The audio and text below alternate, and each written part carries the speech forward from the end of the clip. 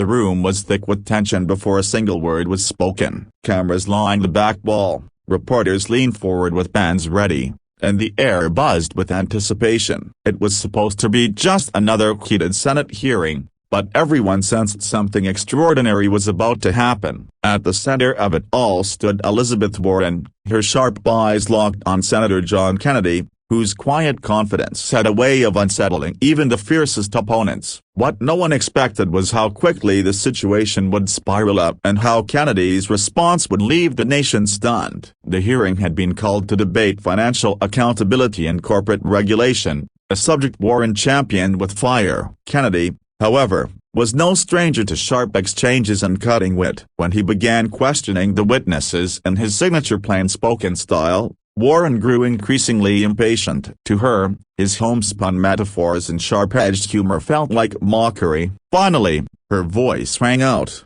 clear and cold. "Security, remove him." Gasps erupted through the chamber. Senators shifted uncomfortably in their seats, staffers froze, and cameras zoomed in, capturing every flicker of expression. It wasn't just about policy anymore, it was personal. Two uniformed officers began walking toward Kennedy. For a moment, the Louisiana senator simply sat still, his face unreadable. The audience braced for a showdown. But instead of resisting, Kennedy slowly rose, buttoned his coat, and took a step forward. His voice, calm yet commanding, cut through the noise. "Madam Senator, I reckon when you try to silence a man, it says more about your fear of his words than about the man himself." The room went silent. The officers hesitated, caught between orders and the unmistakable gravity of Kennedy's words. Elizabeth Warren's face tightened, but Kennedy wasn't finished. He turned not just to her, but to the entire room. The cameras,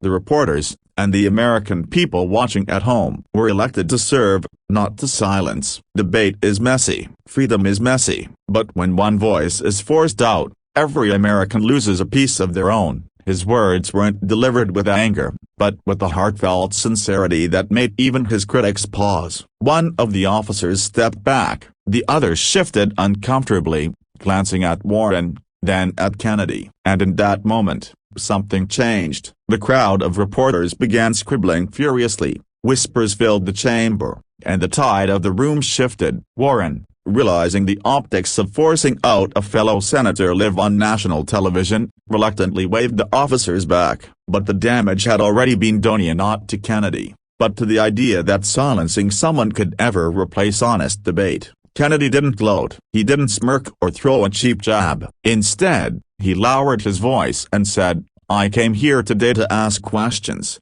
not to fight. If my words sting, maybe it's because truth has sharp edges. But I'll never stop speaking, because the people who sent me here deserve nothing less." The chamber erupted not with applause, but with a profound, uneasy respect. After the hearing, clips of the exchange went viral. Commentators across the spectrum debated who was right and who was wrong, but one thing was undeniable: Kennedy's stand had struck a chord. Ordinary Americans flooded social media with messages, not about policy details, but about the deeper principle that no one, no matter how powerful, should fear open debate.